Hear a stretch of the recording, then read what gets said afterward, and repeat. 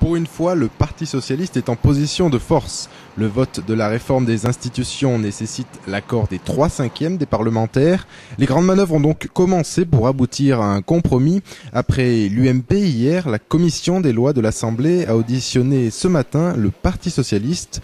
Un PS qui entend mettre la pression sur la droite, contrainte dans ce dossier de faire des concessions.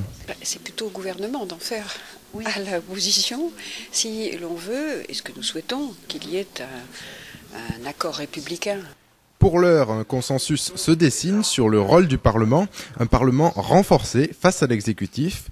Mais plusieurs points suscitent toujours la résistance de l'opposition, parmi eux la possibilité pour le chef de l'État de s'exprimer à l'Assemblée. Les pouvoirs du président de la République sont déjà très importants dans notre Constitution, il faut ne pas les augmenter. Une mesure sur laquelle la majorité ne compte pourtant pas transiger, mais le professeur de droit Guy Carcassonne, auditionné ce matin, ne doute pas que PS et UMP sauront trouver un terrain d'entente. La majorité des 3/5 est là pour rappeler que la Constitution n'est pas la chose de la majorité, c'est véritablement un bien commun à tous. J'espère bien qu'ils parviendront à se mettre d'accord. Réponse lors du premier débat à l'Assemblée le 22 mai.